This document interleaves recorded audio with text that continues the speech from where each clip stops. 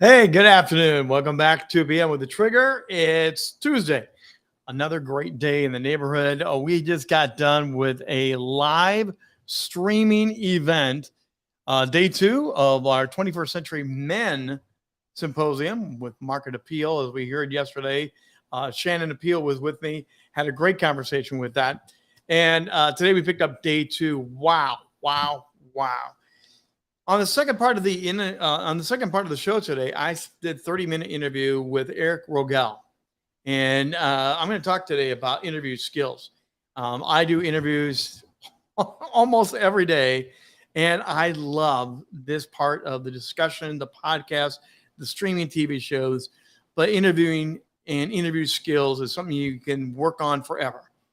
I happen to be a master interviewer. I've been doing this for over 36 years, thousands of interviews, but there's some things you need to learn to improve that skill to take it higher and higher.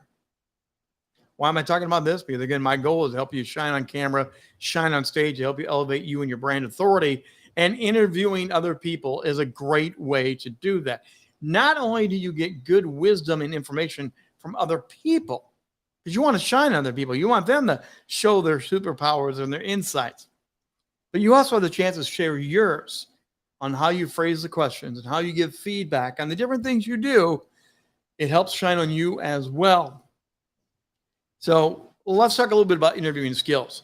First of all, with interviewing, when you are the interviewer, you need to do your prep. You need to know who you're going to talk to and what the main concept themes are going to be about. Now, part of that is do your research. Part of the research that I go through every single time is I get their background bio. So I'll get all their social media links and I will go research and look at some of their stuff, especially their LinkedIn and especially their website. I will take time and check them out to see kind of what their style, what their personality, where they going with the topic they have at hand. So I can come into alignment and set them up for success during the interview. That research is so important. If you have a team, make sure your team does a good job of making show notes, preparation. You also need to have a proper introduction. Now, this is the hard part because sometimes people don't have an introduction done. They're speakers or leaders or attorneys or whatever. They don't have anything done to show them as the expert they are. So part of my set of skills is I will help take information I gather from them and I will turn that into their interview setup, proper introduction. Because you want to set them up as an authority, as an expert. You want to brag on the things they've written, the awards they've won, but you also don't want it to be too long. So as a MC, host, interviewer, you've got to get that crystallized down to just a couple sentences, a brief introduction, and then you're off and running. Now, interviewing skills. When you get into it, you have got to be energized all the way. That's why I talked about energy and pacing today. You've done the pre-work. Now you're at the show, and you have to be the one to set the tone of where the energy of your interview is going to go.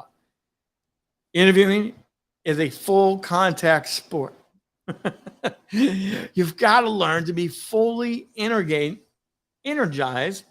And by doing that, everyone in the room is going to be energized with you. They're going to feed off of you. You will be tired.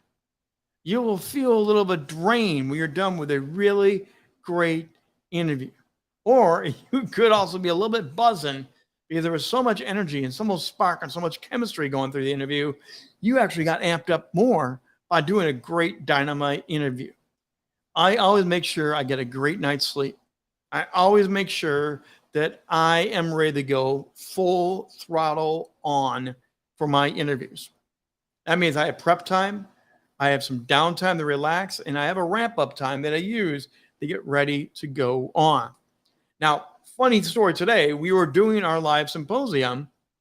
I did all that, got ready to go, interviewing, setting everything up, launched off the show, got the whole introduction for our first guest. And afterward, we find out their whole neighborhood went dark. Boom, done. They were gone in a heartbeat. Literally, I was saying, and here is, boom. That's a different form of energy because everyone in the room now has been lifted up and lifted up. The energy is buzzing with a good introduction. They're ready to go. And when you lose something like that, when the guest goes off, microphone goes bad, camera drops off, what do you do with your energy? What I do is I say right there, I keep it as full throttle as I can, and I keep the energy going. I crack a joke, have a little bit of fun. And since I knew the speaker, I actually joked about what? Is he hiding? Is he having fun? Where'd he go? You want to keep the energy going even when mishaps happen. Because what happens now, your crowd, your audience is waiting to see how you're going to react. They are going to actually look to you to see, are we going to shut down? Forget about the show? Is it going to be a train wreck? What are we going to do? You have to maintain the energy and work through it.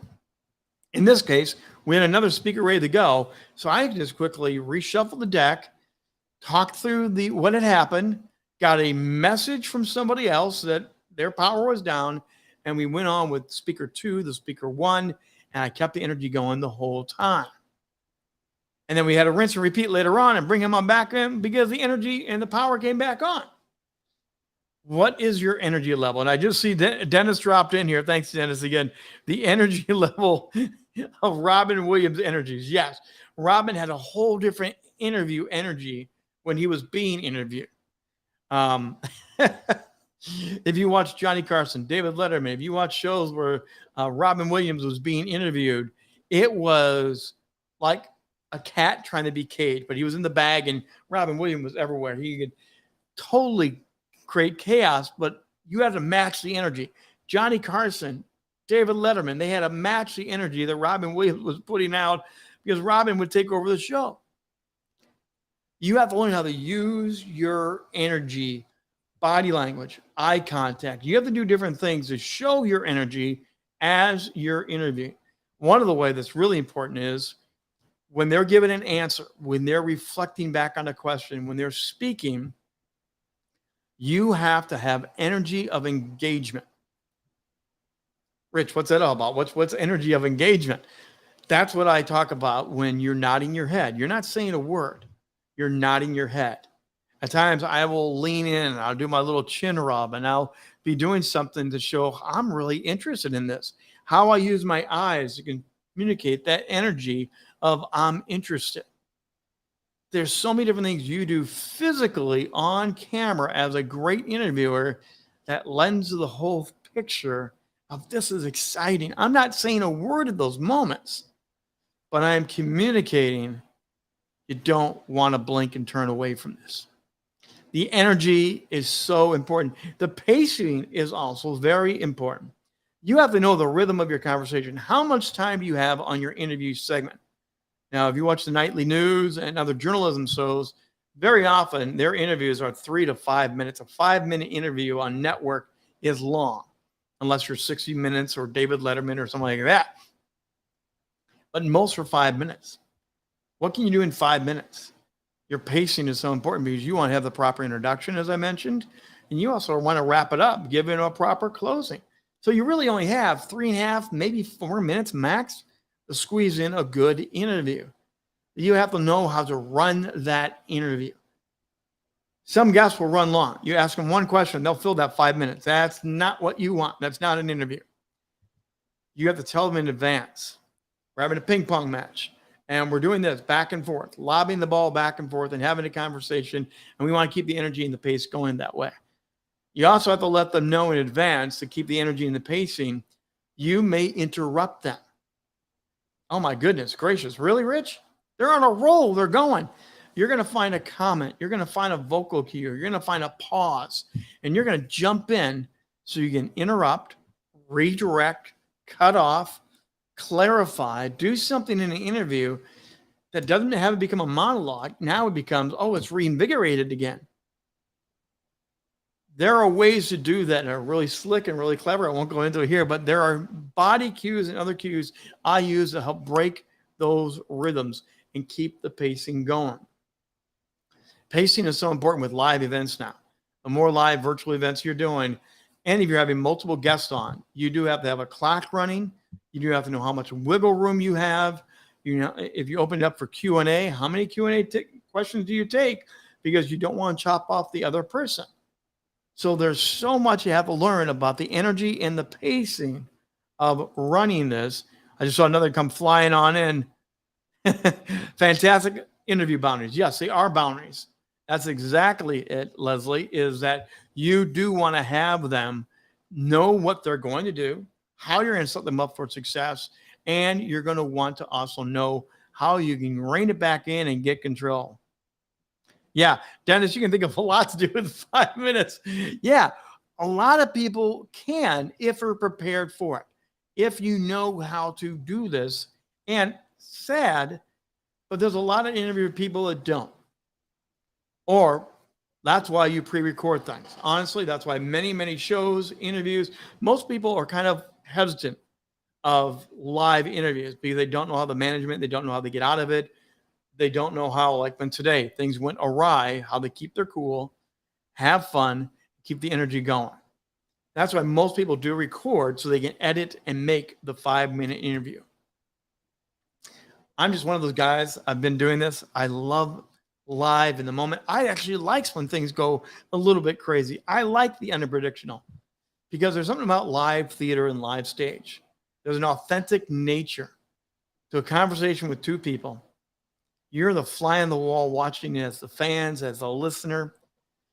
And I get to help take you through that journey. No matter what happens, I want you to feel the high, the lows, the tears. We had some yesterday during our symposium. That's part of the art of learning how to be a great interviewer. Think about it. How's your interviewing skills when it comes to energy and pacing? Are you letting things go on and on and on and letting it get out of hand? Do you control the pacing, the direction? How are you doing with energy? When it comes to this, are you fully energized and fully ready to engage and give yourself away for whatever time that interview is? Almost after every interview, everything I do when it comes to this, I'll take a break afterwards. I'll go for a walk, just turn everything off and relax a little bit because I need to reset a different energy and a different pacing because of what it is that it takes, that it requires of me to help other people shine on camera and shine on stage. How are you at an interview? You want to learn to be a better interviewer? I would love to help you learn how to do this in a more professional way. I would love to leverage my many years to help you achieve better with your podcast, with your interview shows, with the other ways that you're leveraging you and your brand. Contact me, Rich at richbontrager.net. I would love to talk to you about interview coaching and to help you shine better in this particular area. Coming up next week, our 2 p.m.s will have a whole theme. 2 p.m. of the Trigger is going to be going through a whole week of I Stutter. We have locked up 5 amazing guests. Monday through Friday, we will have. Saturday, I'm going to reserve for some of my story in a personal way.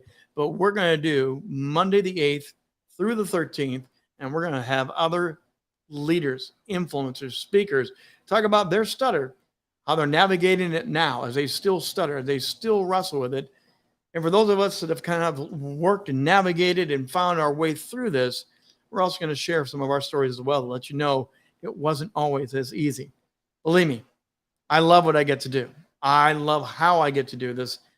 But years ago, and this was a train wreck. But we're going to talk about that next week. You're going to want to make sure you join us and learn more about stuttering, what it is, what it's not, and how you can support those who do stutter without coming on too strong. There's nothing wrong with people that stutter. There is nothing wrong. It's who they are. And one of the best things we could do is relax, roll with the punches, just like with an interview, and let them be who they are.